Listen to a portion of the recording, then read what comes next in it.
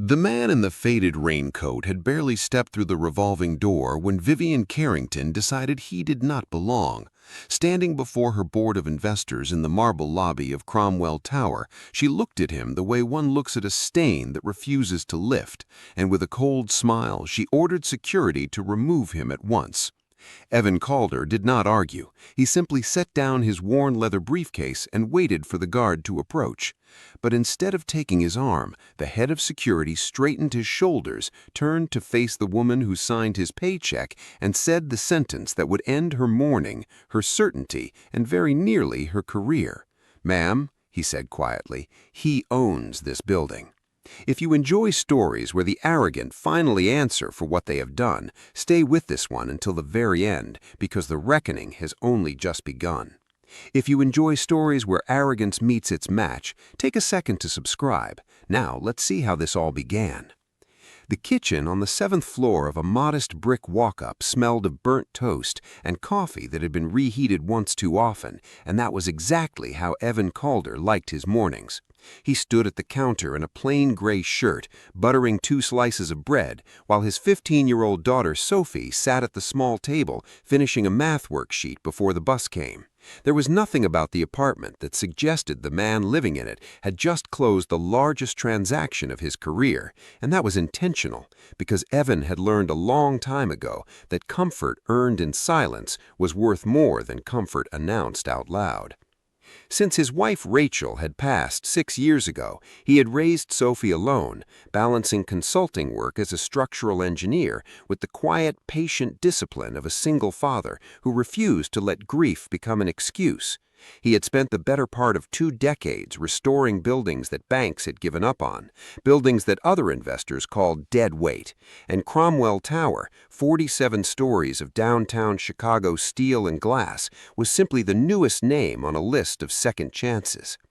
Sophie looked up from her worksheet and asked, only half joking, why her father hadn't at least bought a new suit for the day he officially took control of a skyscraper. Evan smiled and told her that a building did not care what its owner wore. It only cared whether someone was willing to listen when something inside it started making the wrong kind of noise. He rinsed the pan in the sink and thought, not for the first time, how strange it was that a man could sign papers transferring ownership of a 47-story tower and still feel exactly the same way walking down his own narrow stairwell the following morning. There was no parade waiting for him, no champagne, only the familiar creak of the 3rd step and the smell of wet pavement drifting through the cracked front door.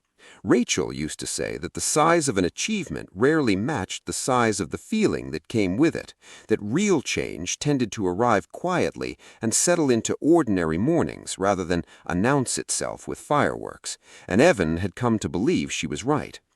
He checked Sophie's backpack for her inhaler out of old habit, even though she had outgrown the need for it years ago, kissed the top of her head, and reminded her that success meant nothing if a person forgot how to be kind along the way. Sophie rolled her eyes the way teenagers do when a parent repeats a lesson they have already absorbed, but she smiled as she said it back to him under her breath, and that small exchange carried him out the door in a better mood than any deal closing ever had. After dropping Sophie at school, Evan drove downtown with his old leather briefcase on the passenger seat, the same one Rachel had carried to work for years before he inherited it, out of habit and sentiment rather than necessity. His phone buzzed with a message from Tessa Monroe, the building's operations director, warning him that the fire suppression system on several floors leased by Carrington Meridian had been throwing repeated error codes for weeks, and that her team had been quietly blocked from inspecting the source. It was not the kind of news a new owner wanted on his 2nd day, but it was exactly the kind of problem Evan had built his reputation on solving. He decided against sending a lawyer or a property manager in his place. He would go himself in the clothes he already had on, because a raincoat had never once caused a building to catch fire, and a $5,000 suit had never once prevented one. As he crossed the city towards Cromwell Tower, another message arrived from Tessa, shorter and more urgent than the first. Carrington Meridian was holding an investor walkthrough in the main lobby that very morning, and their chief executive had no idea the new owner was on his way. The lobby of Cromwell Tower stretched 2 stories high, all pale marble and hammered brass, and rain still clung to Evan's shoulders when he pushed through the revolving door just after 9. Vivian Carrington was mid-tour, leading 4 investors past the fountain with the practiced ease of a woman who had never once doubted that a room belonged to her the moment she entered it. He caught sight of him before the receptionist did, and something in her expression sharpened the way a blade sharpens against stone. His shoes were scuffed from the wet sidewalk, his briefcase was cracked at the corners, and to Vivian that was all the information she required. He tried to introduce himself and explain that he had a meeting scheduled with building operations, but she cut him off before he finished the sentence, remarking loud enough for her guests to hear that she hoped the cleaning staff hadn't started letting people off the street shelter in her lobby. The fountain behind her sent a soft, continuous murmur through the space, the kind of sound designed to make visitors feel calm, and for a moment Evan almost laughed at the contrast between that gentle noise and the sharp edge in Vivian's voice. He noticed the way her staff arranged themselves slightly behind her, not out of loyalty exactly, but out of the practiced instinct of people who had learned it was safer to stand near her than to stand in her path. A young receptionist near the desk glanced at Evan with something close to sympathy, then quickly looked back down to her monitor, as though eye contact itself might be dangerous. Evan had walked into rooms like this before, rooms where power had curdled into cruelty because no one nearby had ever been willing to say otherwise, and he recognized the pattern the way he recognized a hairline crack in a foundation wall. Small at first glance, but never harmless. She told the investors with the flourish of someone rehearsing a line she had used many times before, that Cromwell Tower belonged to people who created value, not to men who wandered in looking for sympathy. Evan asked calmly, and without raising his voice, whether she made a habit of deciding a person's worth by the condition of his coat. The question landed harder than she expected, and rather than answer it, she stepped closer, lowering her tone just enough to seem private while making certain every person nearby could still hear every word. She informed him that he had no right to question her inside her own building, and when he asked once more to speak with Tessa Monroe, she decided he was there to cause trouble rather than solve it. She turned toward the head of security standing near the reception desk and delivered the order that would follow her for the rest of her life. Throw this loser out. Enjoying the story so far? A quick subscription helps us keep bringing stories like this. Now, everything was about to change. Not one person in that lobby moved to defend him. Several employees lowered their eyes, having watched Vivian treat delivery drivers and junior contractors the same way more times than they cared to count, and the investors simply waited to see how quickly the problem would be handled.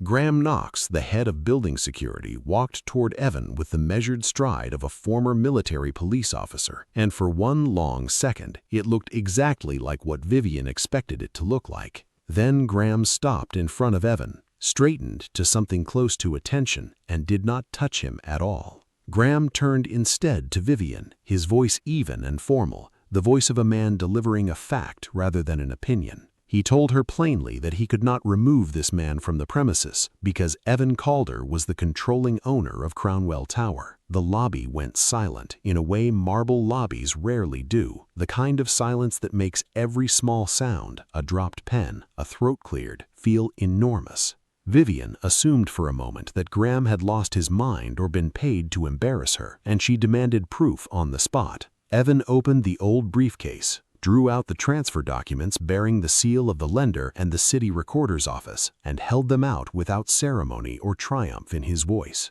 The name Carrington Meridian still hung in brass letters above the reception desk because her company remained the building's largest tenant, but the marble beneath their feet, the elevators, the 47 floors surrounding them, all of it now answered to the man she had just called a loser. For a long moment, nobody in the lobby seemed to know where to look. Somewhere near the elevator bank, a phone buzzed unanswered, and the fountain kept its steady murmur as though nothing in the room had changed at all, even though everything had. Vivian's mind raced through the documents Evan had shown her, searching for some flaw, some technicality that might undo what she had just witnessed. But the seals were authentic, and the language was unmistakable. She had spent the morning rehearsing a tour designed to impress investors with her command of the building, and now she stood exposed in front of those same investors, having just insulted the one person whose signature controlled every square foot beneath their feet. One of the investors, a silver-haired man from a pension fund in Ohio, asked Vivian directly why she had just insulted the very building hosting their meeting. Employees who had spent years absorbing her contempt began looking at her with the same faint pity she had aimed at Evan only moments earlier, and she felt the shift in the room the way one feels a change in air pressure before a storm. Evan did not gloat and did not ask for an apology. He simply asked Tessa Monroe, who had appeared near the elevator bank, to continue the safety inspection exactly as originally planned. Vivian tried to reclaim the room by reminding everyone that Carrington Meridian's lease was worth several $100 million over its remaining term, and she warned Evan that regardless of what the paperwork said, her company could turn his new investment into an empty concrete shell. Evan answered without raising his voice, telling her that owning a building gave him no right to look down on her, and that her lease gave her no right to look down on anyone who walked through its doors. That first reversal did not end the story, because Carrington Christensen still held real weapons. She controlled a 10-year lease that represented nearly half of the tower's revenue. She had personal relationships with the lending bank's senior partners. She commanded a media relations team accustomed to shaping public narrative overnight, and she could, if she chose, convince thousands of employees that leaving the building was the only safe option. When Evan asked to inspect the mechanical floor on level 39, Vivian physically stepped into the elevator bank to block his path, insisting the floor contained confidential company materials that no outside party could view. The intensity of her reaction told Evan more than her words did. A woman guarding paperwork does not usually plant herself in front of an elevator door to stop a man from walking past it. Vivian changed tactics inside a private conference room upstairs, no longer mocking his clothing, but reaching instead for the leverage of money. She reminded him that Carrington Meridian income generated nearly half of the tower's income, and that if her company relocated its headquarters, he would struggle to cover the debt he had taken on to acquire the property in the first place. She offered him a deal wrapped in the language of partnership. He would cancel the inspection, allow continued control of the lobby and the mechanical floor, publicly describe the morning's incident as a simple misunderstanding, and in exchange, she would sign a 10-year lease extension that would secure his investment for a generation. Evan declined, explaining that the fire suppression errors involved the safety of every tenant in the building, not merely her own employees, and that no lease extension could be worth ignoring a risk like that. Evan listened to her offer without interrupting, turning the pen in his hand the way he always did when he wanted to give himself a moment to think rather than react. He understood exactly what she was doing, wrapping fear in the language of partnership, and he recognized the pattern from years of sitting across tables from people who mistook patience for hesitation. He thought briefly of the tenants on the lower floors, the small accounting firm and the family-owned bakery that leased space near the loading dock, none of whom had any part in this conflict, yet all of whom depended on the building systems working exactly the way they were supposed to. Their safety was not a bargaining chip, and no lease extension, however generous, was going to change his answer. Vivian's composure slipped for the first time that day. She told him he was simply a lucky engineer who had scraped together enough capital to buy something someone else had built, while she had spent 15 years constructing an empire from nothing. She suggested his plain clothing and modest apartment were proof he lacked the vision required to manage a property of this size. And Grant Ashford, her chief operating officer, stepped in to reinforce her position with a stack of maintenance approvals he claimed accounted for every change made on level 39. Evans studied the documents for a long moment before asking why the fire-rated wall separating the mechanical core from the new hospitality space had been removed without a signature from the previous ownership group. Grant insisted it was simply an interior update, nothing structural, nothing worth alarm. But Evan had spent 2 decades reading blueprints for a living, and he recognized immediately that a load-bearing firewall had vanished from the plans entirely. The room's temperature changed the moment Evan invoked his contractual right to an emergency inspection, a clause written into every commercial lease at Cromwell Tower precisely for situations exactly like this one.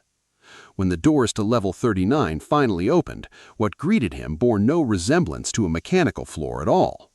A private executive lounge had been built where fire suppression equipment once stood, complete with a commercial kitchen installed without permits, a sprinkler line rerouted around a wine storage room, and a decorative wall constructed specifically to conceal the building's central alarm control panel from view.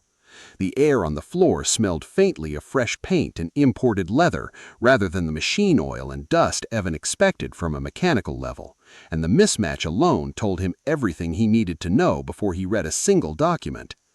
Recessed lighting glowed warm and low above a curved marble bar, and beyond it, half hidden behind a panel of dark oak walnut, sat the very control box that should have governed the alarms for the floors above.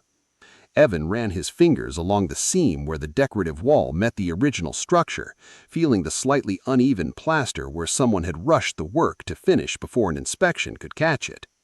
He had seen buildings hide many things over the years, but rarely something built this deliberately, this expensively, directly over the equipment meant to keep people alive. Tessa Monroe told Evan she had filed 3 separate warnings about the space over the previous 8 months, and each time the former property manager had ordered her to withdraw the report after receiving a phone call from Vivian's office.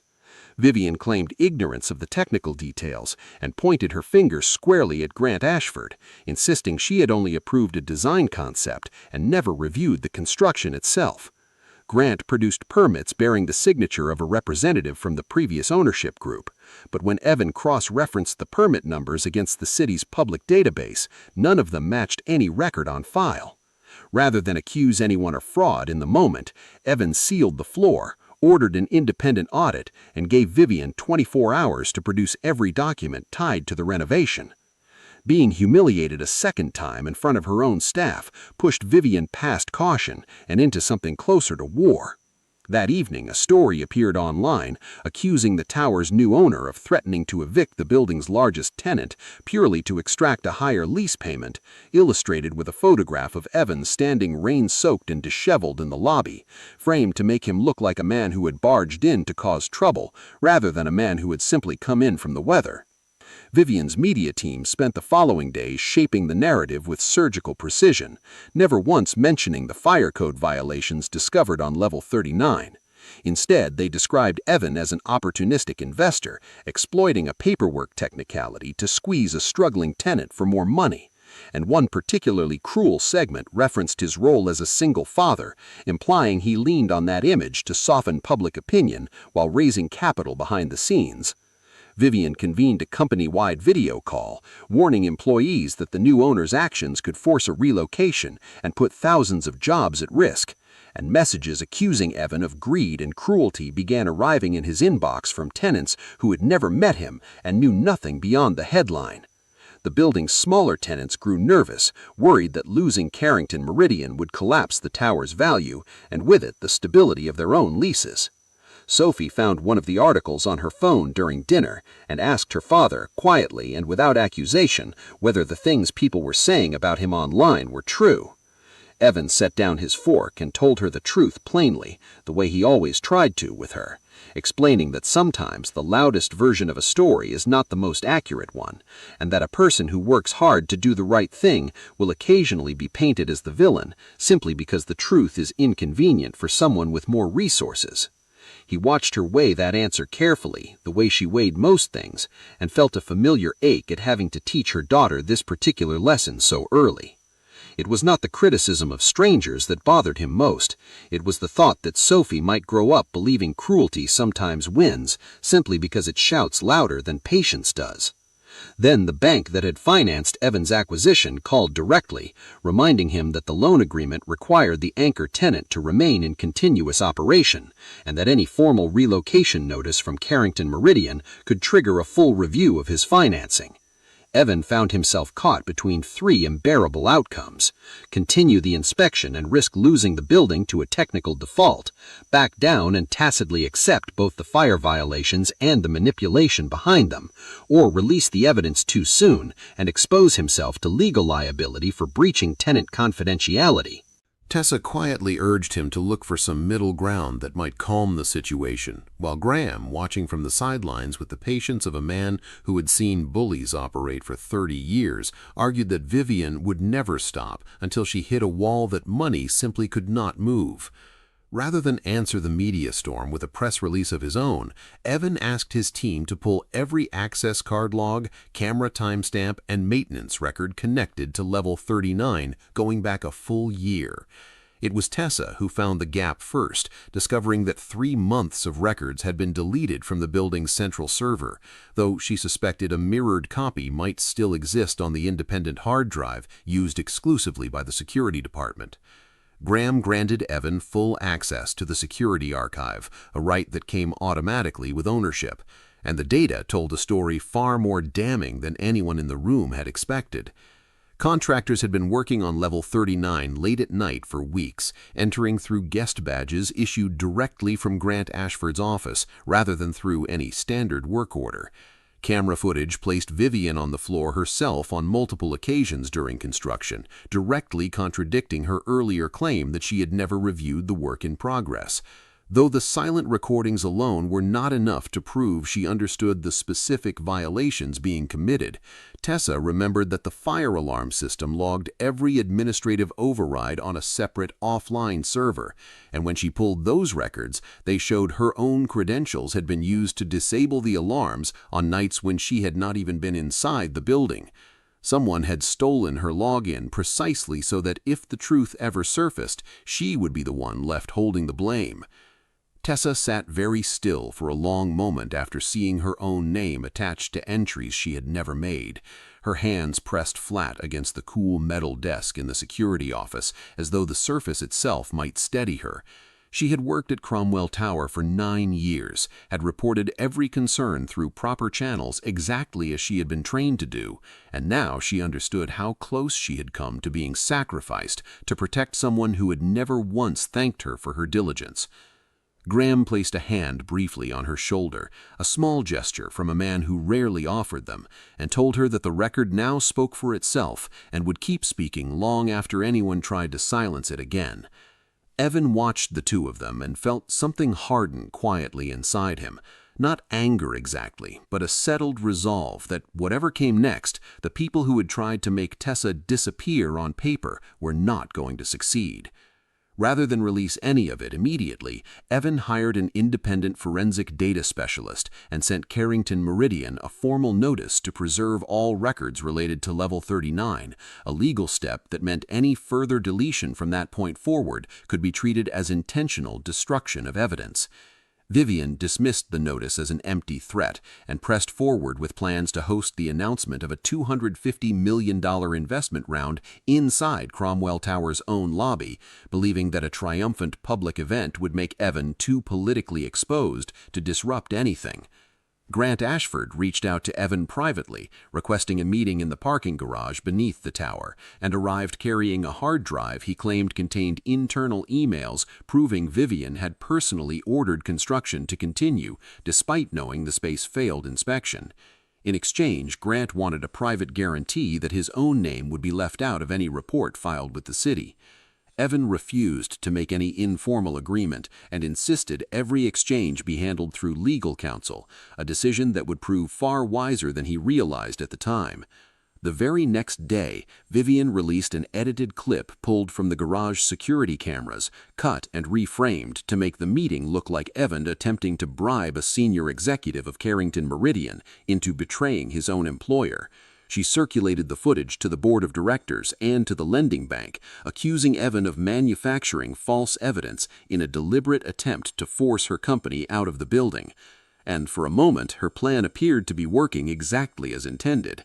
The bank froze the portion of Evan's financing earmarked for tower renovations, and Helena Davenport, chair of the Carrington Meridian board, told Evan bluntly that he needed to end his investigation or prepare to defend himself against a lawsuit worth hundreds of millions of dollars.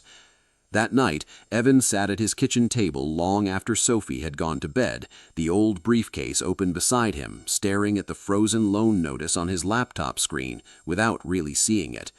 He thought about how easily a single edited clip had nearly erased months of careful, documented work, and how differently the story might have ended if he had agreed to Grant's informal handshake in that garage instead of insisting on a recorded, lawyer-supervised exchange. It would have been simple to feel defeated in that moment, to wonder whether the truth mattered at all against someone with enough money to reshape a video and enough confidence to hand it to a room full of reporters. But he thought of Tessa's steady hands on that metal desk, of Graham's quiet certainty, and he reminded himself that patience had carried him through worse collapses than this one, buildings condemned as unsalvageable that stood strong again years later simply because someone had refused to stop checking the foundation. Fortunately, Evan had anticipated the possibility of being recorded and had kept his own phone running throughout the entire garage conversation, capturing audio that made clear Grant had initiated the exchange and offered the documents unprompted in return for personal protection. More damning still, the forensic specialist confirmed that the hard drive Grant handed over was a fabricated copy with its internal timestamps deliberately to mislead. Grant had never intended to betray Vivian at all. He had been sent specifically to entrap Evan, to manufacture a scandal large enough to bury the truth about Level 39 before it could ever reach the public. Evan chose not to reveal any of this immediately, allowing Vivian to believe her trap had succeeded while his forensic team continued combing through the final layer of data. Late in that process, the specialist uncovered an automated voice log from the contractor's internal communication system, a backup no one on Vivian's side had thought to check. Her voice came through with unmistakable clarity, instructing the crew to disable the alarms because she needed the floor finished before the announcement occurred, regardless of what the warnings meant. The announcement itself took place exactly where Vivian had first ordered Evan removed, the same marble lobby now filled with cameras, reporters, and the same nervous investors who had watched the confrontation weeks earlier. Vivian appeared in an impeccable navy suit, declaring to every microphone in the room that Carrington Meridian remained the true soul of Cromwell Tower and would continue expanding despite what she called small-minded landlords standing in the way of progress. She never used Evan's name, but everyone present understood exactly whom she meant. And Evan stood quietly near the back of the room with Tessa and Graham, waiting for city officials to complete their final review of the building's documentation before he made a single move.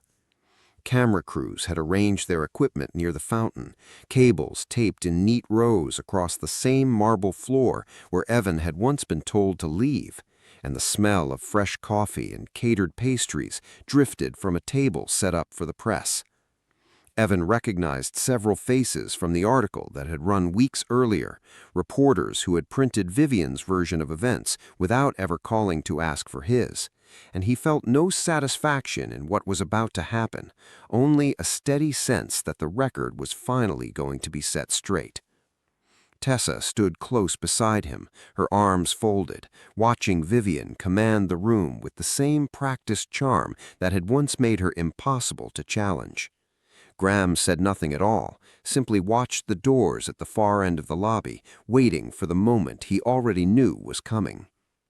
In a gesture she framed as reconciliation, but intended as ambush, Vivian invited Evan onto the small stage set up near the fountain, asking him, in front of every camera, to confirm that Level 39 was safe and the entire dispute had simply been a misunderstanding blown out of proportion.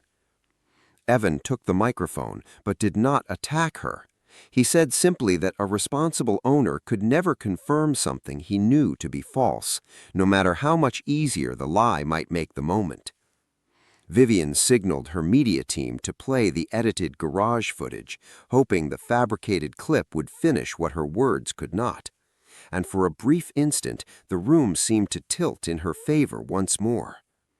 The moment the video ended, Evan asked his own team to play the full, unedited audio recording of that same garage conversation, and Grant's voice filled the lobby, admitting on tape that he had been sent specifically to trap Evan into a compromising position. Vivian's expression shifted from certainty to something closer to panic, though she insisted weakly now that Grant had acted entirely on his own initiative.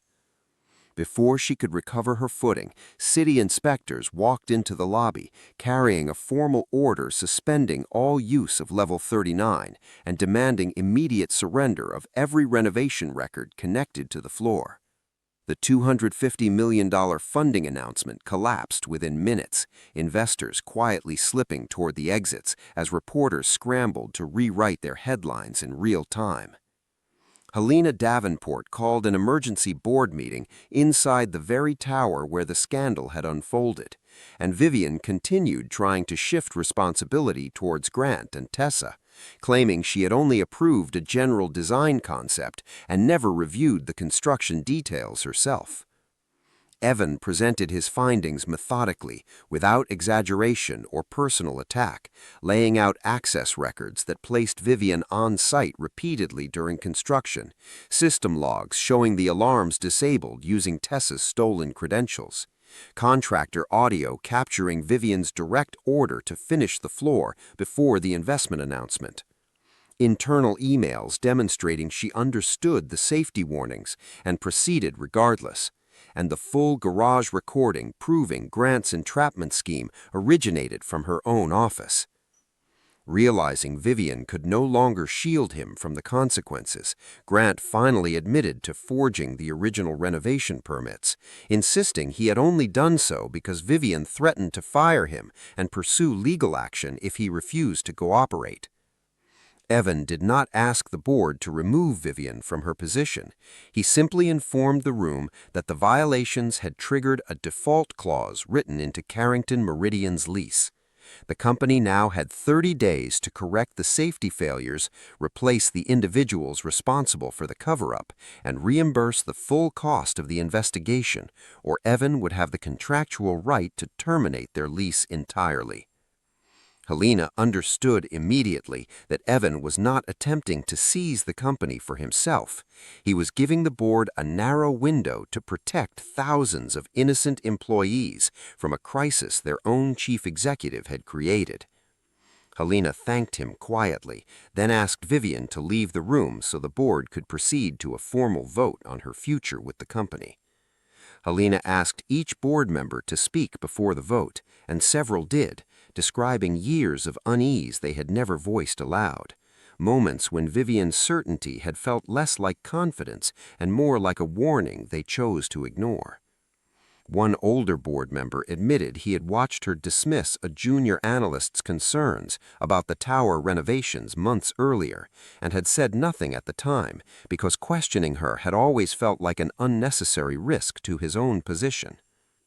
Hearing that admission seemed to settle something in the room, a collective recognition that the culture Vivian built had made silence easier than honesty for everyone around her. The vote itself took only a few minutes once the discussion ended, but the discussion that preceded it revealed a company that had been quietly bracing for this reckoning for longer than anyone had admitted. The board voted to suspend Vivian from her position as chief executive and launch an independent investigation into her conduct, while Grant was terminated immediately and referred to legal counsel for the falsified permits. Tessa was formally cleared of any wrongdoing connected to the disabled alarm system, her stolen credentials now fully documented as part of the fraud rather than evidence against her.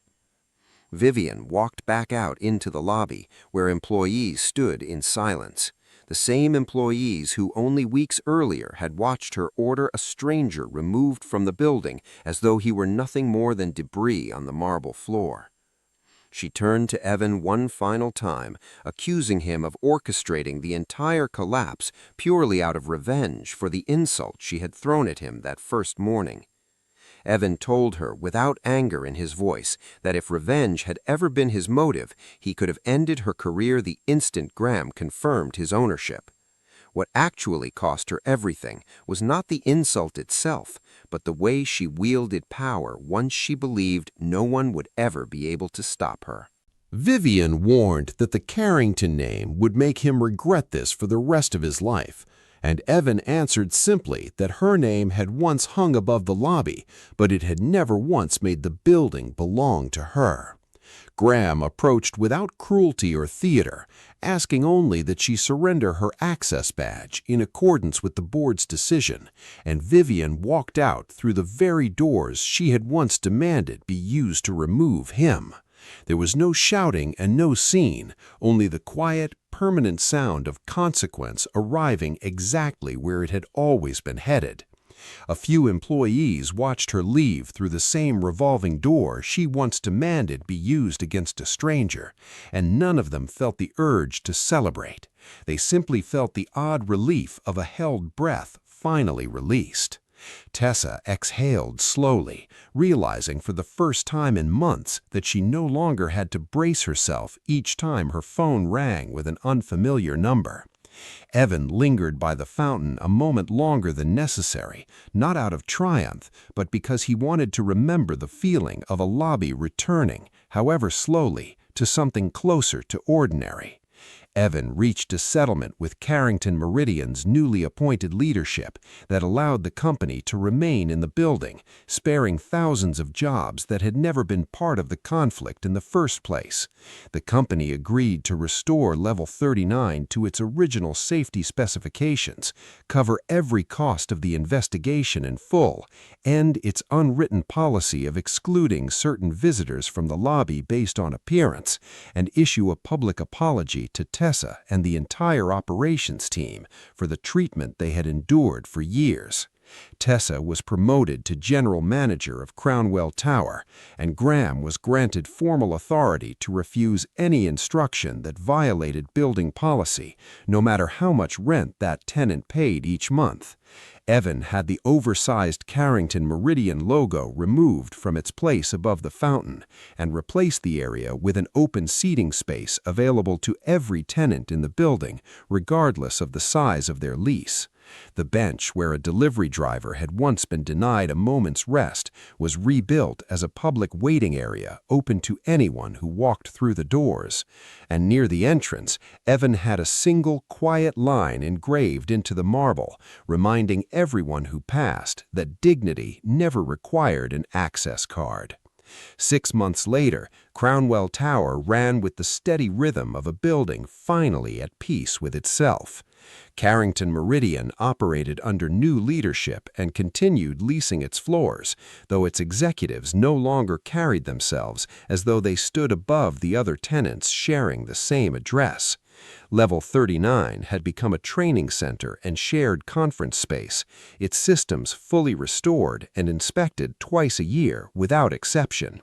Tessa had personally overseen every phase of the restoration, walking each contractor through the original blueprints line by line to make certain nothing was ever again hidden behind a decorative wall.